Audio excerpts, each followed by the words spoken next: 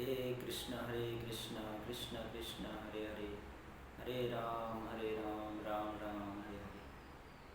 ओम अज्ञानतिमिरान्धस्य ज्ञानाञ्जनशलाकया चक्षुरुन्मिलितं येन तस्मै श्रीगुरवे नमः। श्रीचैतन्यमनोभीष्टं स्थापितं येन भूतले स्वयं रूपः कदा मह्यं ददाति स्वपदान्तिकं। वन्देऽहं श्रीगुरुं श्रीयुक्तपदकमलं श्रीगुरून् वैष्णवांश्च श्रीरूपं साग्रजातं सहगण रघुनाथान्वितं तं सजीवं साद्वैतं सावधूतं परिजनसहितं कृष्णचैतन्यदेवं श्रीराधाकृष्णपादान् सहगण ललिता श्रीविशाखान्वितांश्च। नमो विष्णुपादाय कृष्णपृष्ठाय भूतले श्रीमते भक्तिवेदान्तस्वामिनीति नामिने। नमस्ते सरस्वती देवे गौरवाणी प्रचारिणे निर्विशेषशून्यवादी पाश्चात्यदेशतारिणे। नमो महावदन्याय कृष्णप्रेमप्रदायते कृष्णाय कृष्णचैतन्यनाम्ने गौरतिसे नमः। नित्यानन्द नमस्तुभ्यं प्रेमानन्दप्रदायिने कलुकल्मषनाशाय चन्नपापतये नमः। आजानुलम्बितभुजो कनकायवदतो संकीर्तनैकपितरो कमलायताक्षो विश्वम्भरो द्विजवरो जुगधर्मपालो वन्दे जगत्प्रियकरो करुणावतारो। गदाधरं वन्दे माधवाचार्यनन्दनं महाभावस्वरूपं श्रीचैतन्याभिन्नरूपिणं पंचतत्त्वात्मकं कृष्णं भक्तरूपस्वरूपकं भक्तवतारं भक्ताख्यं नमामि भक्तशक्तिकं। हे कृष्ण करुणा सिंधु दीनबंधु जगत्पते गोपेश गोपिकाकांत राधाकांत नमस्तुते। तप्त कांचन गौरांगी राधे वृंदावनेश्वरी वृषभानुसुते देवी प्रणमामि हरिप्रिये। वृंदावै तुलसी दिव्यै प्रियावै केशवस्य च विष्णुभक्तिप्रदे देवी सत्यवत्यै नमो नमः।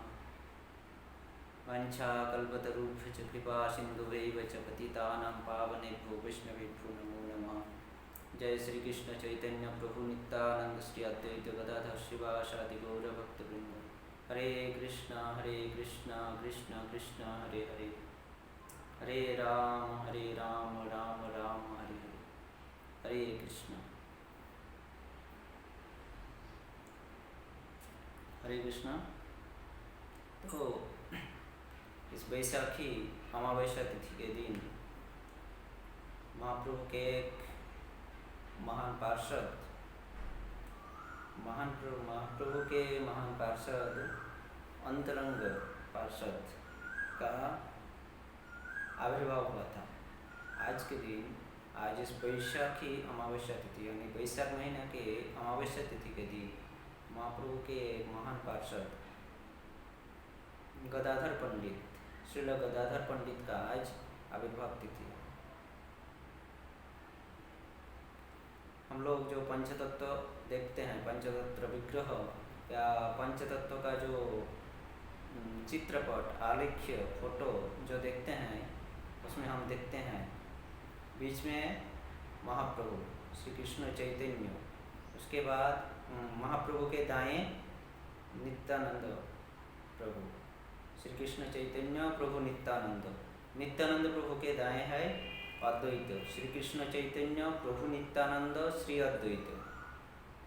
और महाप्रभु के बाईं ओर है गदाधर और गदाधर के बाएं है श्रीवास। तो महाप्रभु के बाएं जो है गदाधर, पंचतत्व विग्रह में महाप्रभु के बाएं जो खड़े हैं गदाधर, वही गदाधर पंडित, वही गदाधर जी का आज आविर्भाव तिथि है। 1408 शकाब्द, 1408 शकाब्द में बैसाखी अमावस्या तिथि के दिन यह गदाधर पंडित माधवाचार्य और रत्नावती देवी के घर में आकर आविर्भूत होते हैं। ये माधवाचार्य और रत्नावती देवी पूर्वी बंगाल यानी बांग्लादेश के रहने वाले थे। बांग्लादेश में चट्टग्राम नामक जगह के, चट्टग्राम जिले के बेलेटी नामक गांव में ये लोग रहते थे। माधवाचार्य का घर बांग्लादेश, चट्टग्राम जिला, बेलेटी नामक गांव। तो इसी बेलेटी गांव में ही, चट्टग्राम जिले के बेलेटी गांव में ही गदाधर पंडित आकर आविर्भूत होते हैं। माधव मिश्र और रत्नावती देवी के घर में। तो ये गदाधर पंडित महाप्रभु के जो पार्षद, यह गदाधर पंडित पूर्व लीला में कौन थे? महाप्रभु जब आए थे, भगवान श्री कृष्ण जब गौर रूप में आए तो अपने सभी परिकरों को, सभी पार्षदों को साथ में लेकर आए। तो ये गदाधर पंडित कौन थे? पूर्व लीला में, कृष्ण लीला में, ब्रज लीला में गदाधर पंडित कौन थे? गदाधर पंडित ब्रज लीला में स्वयं श्रीमती राधा रानी थी। भगवान श्री कृष्ण की शक्ति स्वयं श्रीमती राधा रानी थी। इसको कवि कर्णपुर ने अपने गौर गणोद्देश दीपिका में उल्लेख करते हैं। गौर गणोद्देश दीपिका 147 नंबर श्लोक में बताते हैं, श्री राधा प्रेम रूपा जा पूरा वृंदावनेश्वरी सा श्री गदाधरो गौरवल्लभ पंडितक्षक। श्री राधा प्रेम रूपा जा पूरा वृंदावनेश्वरी। पूर्व में जो प्रेम रूपा श्रीमती राधा रानी थी, वृंदावनेश्वरी थी, वृंदावन की ईश्वरी श्रीमती राधा रानी, वही श्री गदाधर पंडित के रूप में, गौर लीला में गदाधर पंडित के रूप में आकर आविर्भूत होते हैं। तो गौरव गणोद्देश दीपिका बताते हैं कि ये गदाधर पंडित और कोई नहीं, प्रेम रूपा वृंदावन की ईश्वरी भगवान श्री कृष्ण की अंतरंगा शक्ति श्रीमती राधा रानी ही गौर लीला में गदाधर पंडित के रूप में आते हैं। 1408 शकाब्द वैशाखी अमावस्या। महाप्रभु आए थे 1407 शकाब्द फाल्गुनी पूर्णिमा तिथि, फाल्गुन महीना की पूर्णिमा तिथि 1407 शकाब्द। और गदाधर पंडित आते हैं 1408 शकाब्द, 1407 1408 यानी एक साल, फाल्गुनी पूर्णिमा तिथि। और गदाधर पंडित है वैशाखी अमावस्या तिथि। तो फाल्गुन महीना की पूर्णिमा तिथि की और महाप्रभु आते हैं, और गदाधर पंडित आते हैं वैशाख महीना की अमावस्या तिथि। फाल्गुन महीना के बाद चैत्र वैशाख 2 महीना, और इधर 1407 1408 मतलब एक साल 2 महीना बाद गदाधर पंडित आते हैं। महाप्रभु आविर्भूत होने के एक साल 2 महीना बाद गदाधर पंडित स्वयं भगवान की अंतरंगा शक्ति गदाधर पंडित के रूप में आकर अवतरित होते हैं। पश्चिम बंगाल, पूर्वी बंगाल के चट्टग्राम जिले के बेलेटी नामक गांव में। उनके पिता का नाम माधव मिश्र और माता का नाम रत्नावती देवी।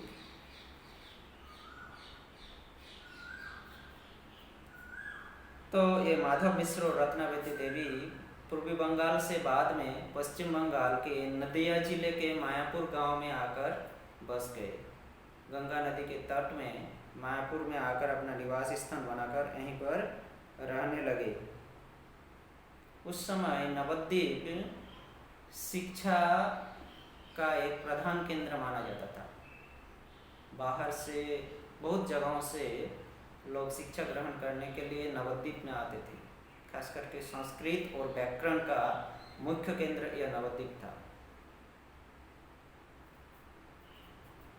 तो इस प्रकार से पश्चिम बंगाल में बहुत सारे बांग्लादेश से बहुतों लोग आकर नवद्वीप में आकर बसने लगे थे। तो माधव मिश्र और रत्नावती देवी भी यहाँ आ गए मायापुर में। और इनका घर, माधव मिश्र का घर जगन्नाथ मिश्र के घर के सामने ही था।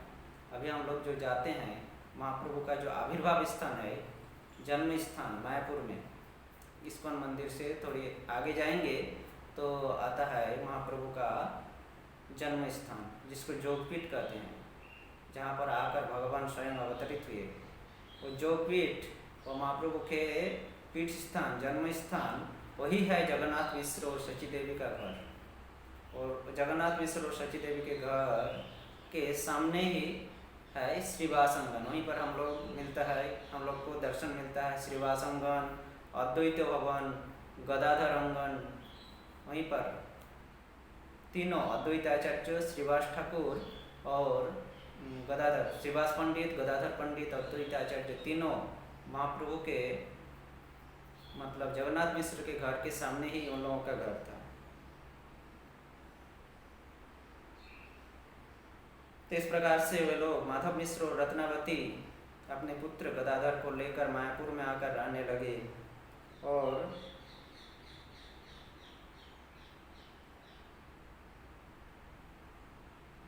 इस प्रकार से गौरांग महाप्रभु की सेवा में गदाधर पंडित अपना संपूर्ण जीवन बचपन से लेकर अंतर्धान लीला तक, महाप्रभु के अंतर्धान लीला तक गदाधर पंडित महाप्रभु की सेवा में लगे हुए थे।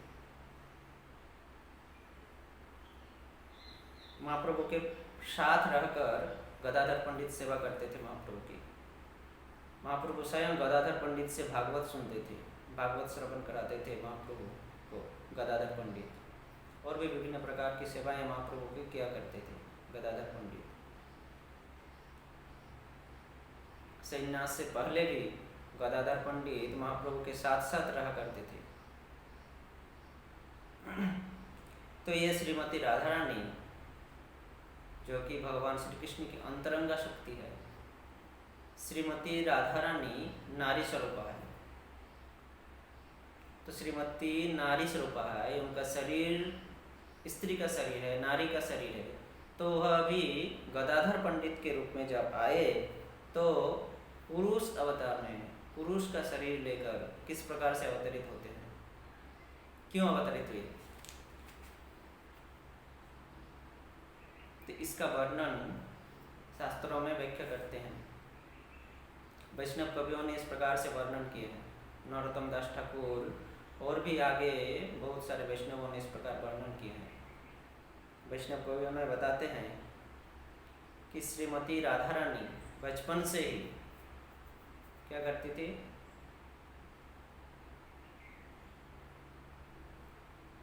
नंदगांव आती थी भगवान श्री कृष्ण के लिए भोजन बनाने के लिए। भगवान कृष्ण को भोजन बनाकर स्वयं खिलाती थी। बहुत कम उम्र से, छोटी उम्र से, 5 साल की जब थी श्रीमती राधा रानी, तभी से भगवान श्री कृष्ण के लिए यही सेवा करती थी। हर रोज नंदगांव आते थे, नंदगांव में आकर भगवान श्री कृष्ण के लिए उत्तम भोजन तैयार करते थे। भगवान श्री कृष्ण राधा रानी के द्वारा बनाए गए उन भोजन को ग्रहण करके, उन भोजन को खाकर भगवान श्री कृष्ण अपने गाय बछड़ों को और गोप सखाओं को लेकर वन में गमन करते थे गाय चराने के लिए। तो जब भगवान श्री कृष्ण अपने सखाओं के साथ बछड़ों को, गौओं को लेकर चले जाते थे वन में, जब निकलते थे घर से, तब श्रीमती राधा रानी खड़ी खड़ी देखती थी खिड़की से कि हमारे प्रिय श्री कृष्ण, भगवान श्री कृष्ण के वनगमन लीला को देखती थी।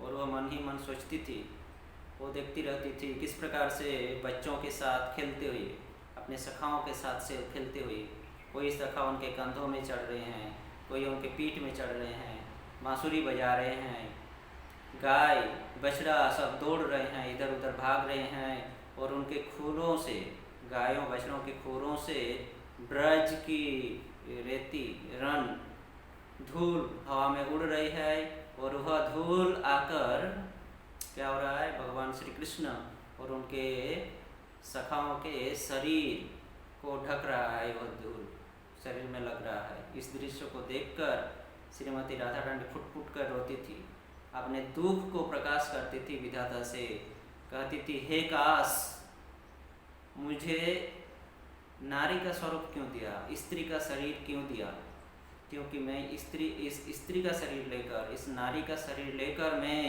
भगवान श्री कृष्ण का सेवा नहीं कर पा रहा हूँ ठीक से, मैं उनके साथ रह नहीं पा रहा हूँ, उनके साथ समय नहीं निभा पा रहा हूँ, क्योंकि मैं एक नारी हूँ। देखो ये गोप बालक कितने सौभाग्यवान हैं, वे लोग हमेशा कृष्ण के साथ रहते हैं, कृष्ण के साथ खेलते हैं, कृष्ण के साथ भोजन करते हैं, हमेशा कृष्ण के साथ घूमते रहते हैं। अगर मुझे इस प्रकार नारी का स्वरूप नहीं मिलता तो मैं भगवान श्री गोपसखाओं के जैसा, गोपसखाओं का जैसा भगवान कृष्ण के साथ रहकर उनके साथ खेलता, उनके साथ घूमता, उनके साथ वन गोचारण में जाता, वन में इस प्रकार से दुख करती थी।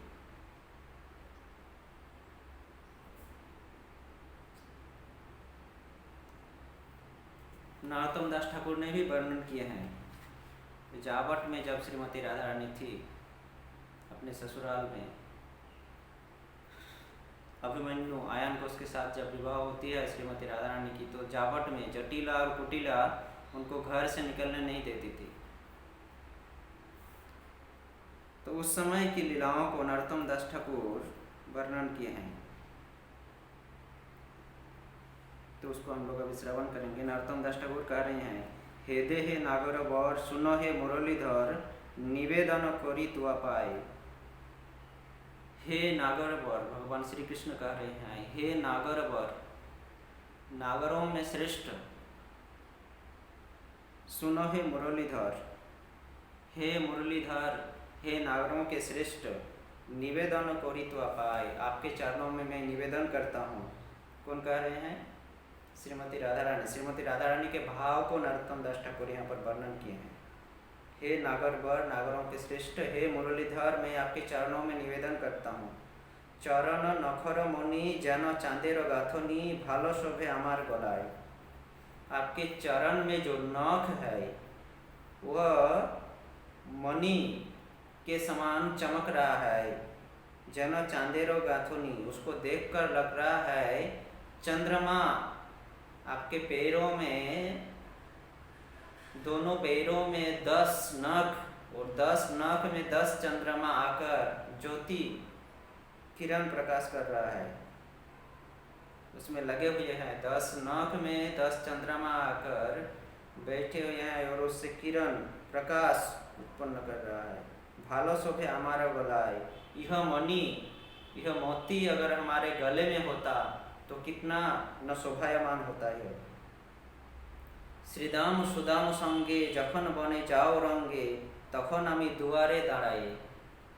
कृष्ण को कह रही हैं, राधा रानी कह रही है, श्रीदाम सुदाम संगे, श्रीदाम और सुदाम के साथ जखन बने जाओ रंगे, जब आप वन में जाते हो, रंगे यानी खेलते हुए, रंग करते हुए, विभिन्न प्रकार के खेल, विभिन्न प्रकार के रंग दिखाते हुए, विभिन्न प्रकार के खेल खेलते हुए, मजाक करते हुए जब आप वन में जाते हो, तब मैं क्या करता हूँ? तखन आमी दुआरे दाड़ाए, तब मैं दरवाजा में खड़ा होकर मने बोले संगे जाए गुरुजनार भय पाए आँखी रहे तुआ पाने चाहिए। मेरी मन कहती है कि मैं आपके साथ चला जाऊं, परंतु गुरुजनार भय पाए, हमारे जो गुरुजन है उनका भय होता है।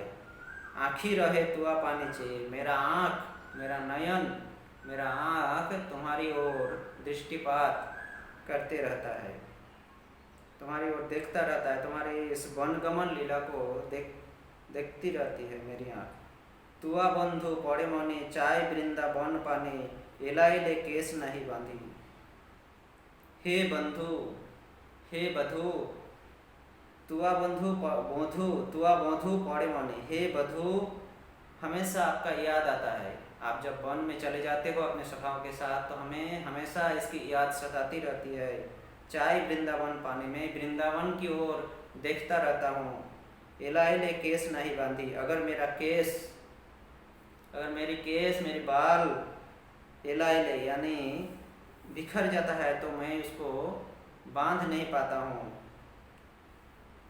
क्योंकि हमारा मन तुम्हारी ओर पड़ा रहता है।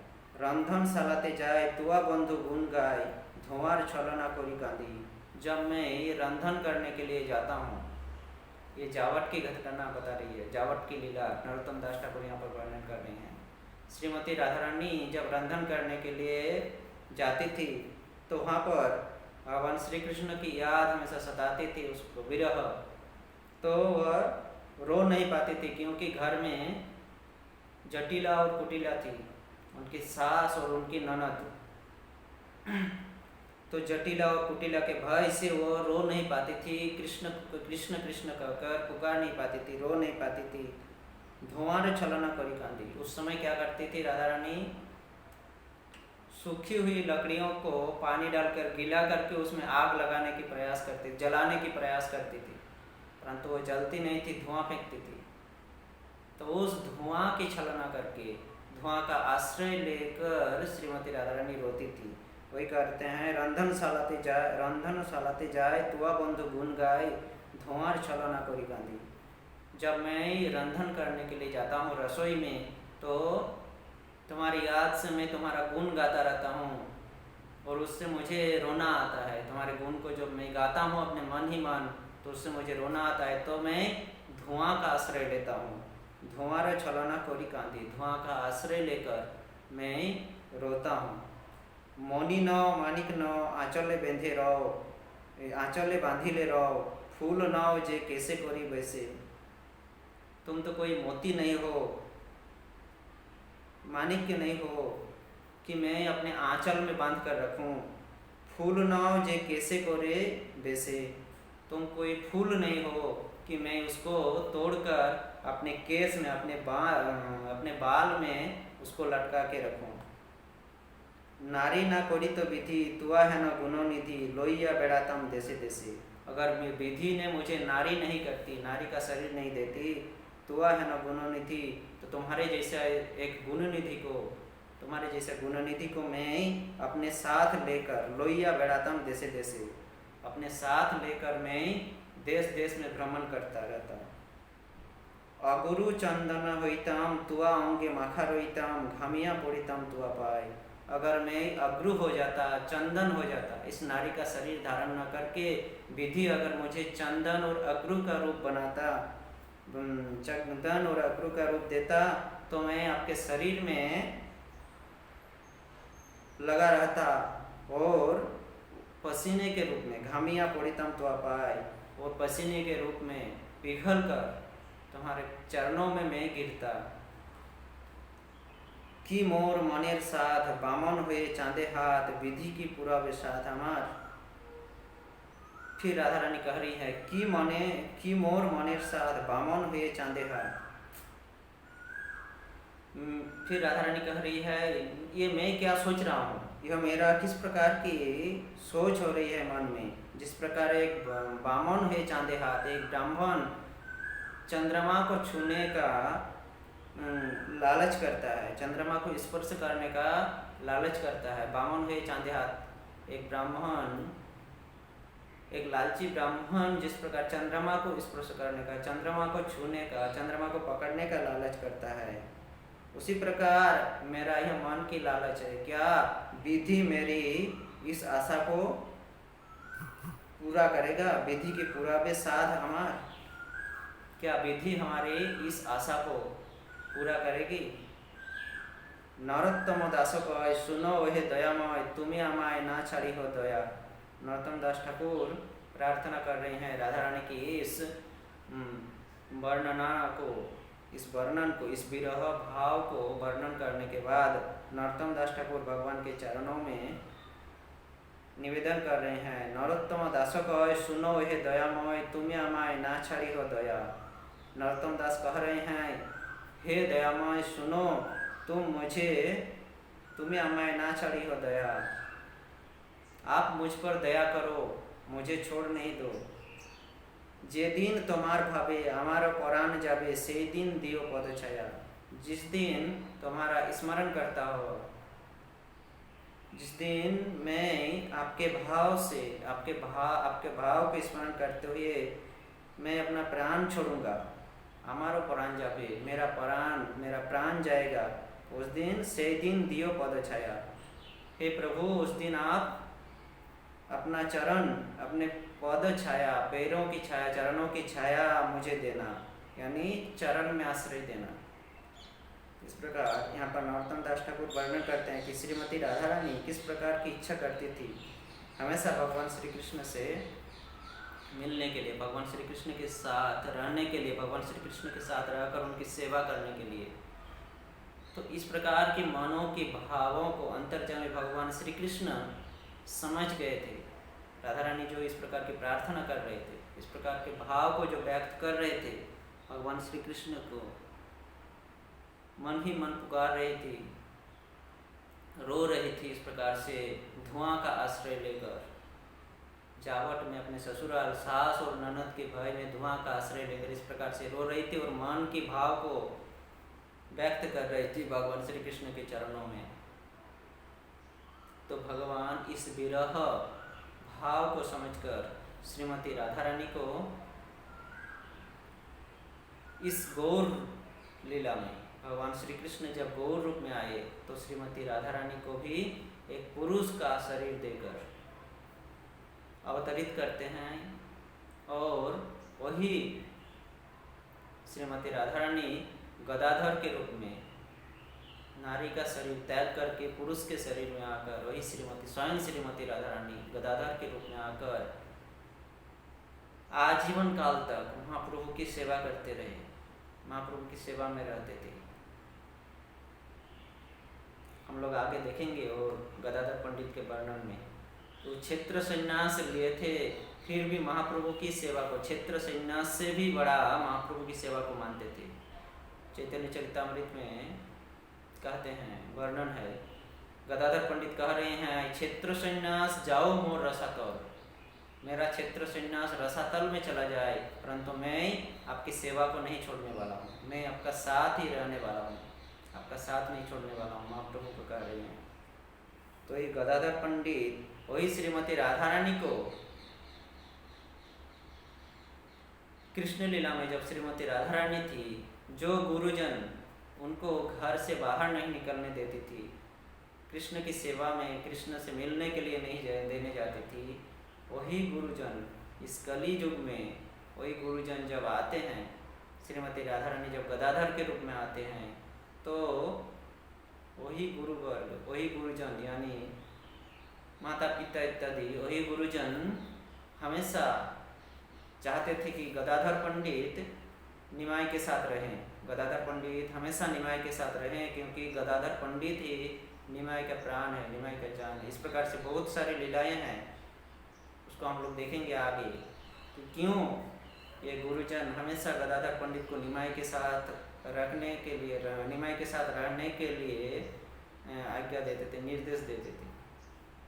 इसको आगे हम लोग श्रवण करेंगे। तो वही गदाधर पंडित, वही श्रीमती राधा रानी 1408 शताब्दी में वैशाख महीना, यह वैशाख महीना चल रहा है अभी, यह बहुत ही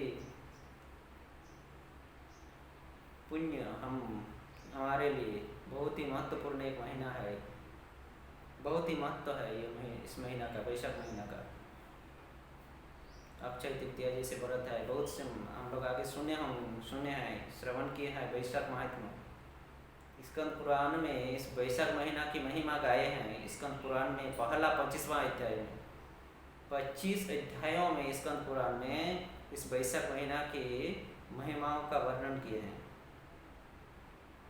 तो इसी वैशाख महीना में अमावस्या तिथि, वैशाख महीना की अमावस्या तिथि में स्वयं श्रीमती राधा रानी गदाधर पंडित के रूप में आकर अवतरित होते हैं माधव मिश्र और रत्नावती देवी के घर में।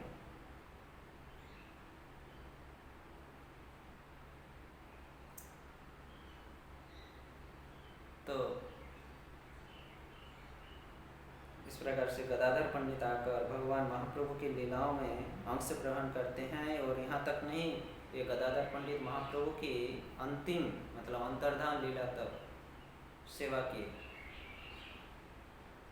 करते हैं गदाधर पंडित उनके साथ रहकर।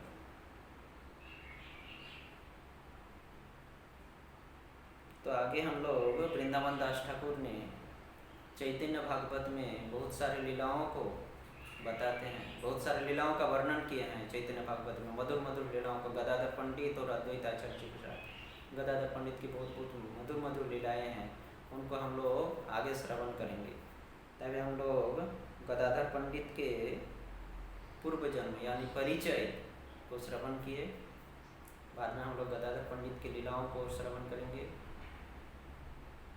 तो आज वैशाखी अमावस्या बहुत ही पवित्र और पुण्य तिथि है, जिस दिन स्वयं श्रीमती राधा रानी वृंदावन की अधीश्वरी, वृंदावन की ईश्वरी, जिसके आज्ञा के बिना वृंदावन में प्रवेश नहीं कर पाते हैं, वही वृंदावन की ईश्वरी स्वयं गदाधर पंडित के रूप में आकर अवतरित होते हैं। आज हम जैसे पतितों को उद्धार करने के लिए, किस प्रकार से यह दिखाने के लिए कि किस प्रकार से महाप्रभु की सेवा करके, महाप्रभु के चरणों की सेवा करके हम उनके चरणों का दास बन सकते हैं। यहाँ हम लोग देखें, नरोत्तम ठाकुर भी अपनी अंतिम इच्छा को प्रकाश करते हैं कि आपके भाव में, आपके भाव का स्मरण करते हुए जब मेरा प्राण छूट जाएगा तो हे प्रभु, आप मुझे आपके चरणों में आश्रय देना, आपके चरणों की छाया में मुझे रखना, हमेशा दूर नहीं ढकेल देना। इस प्रकार से आचार्यों के द्वारा दिखाए गए पथों का स्मरण करके हमें भी महाप्रभु के चरणों की आशा करना चाहिए, हमेशा भक्तों के चरणों की आशा करनी चाहिए, ताकि हम भी अपने आध्यात्मिक जीवन में प्रगति कर सकें। तो हरे कृष्णा, बहुत बहुत धन्यवाद। अभी गदाधर पंडित के परिचय को हम लोग यहीं पर विराम देते हैं। आगे हम लोग गदाधर पंडित के और बहुत मधुर मधुर लीलाओं को श्रवण करेंगे। धन्यवाद। हरे कृष्ण। नमो विष्णुपादाय कृष्णपृष्ठाय भूतले श्रीमते भक्ति वेदांत स्वामी नीति नामिने नमस्ते सरस्वती देवी गौरवाणी प्रचारिणे निर्विशेष शून्यवादी पाश्चात्य देशताय पंचा कल्पतरुभ्यश्च कृपा सिन्धुभैव च पतितानां पावनेभ्यो वैष्णवेभ्यो नमो नमः। हरे कृष्ण कृष्ण कृष्ण हरे हरे, हरे राम राम राम हरे हरे। हरे कृष्ण।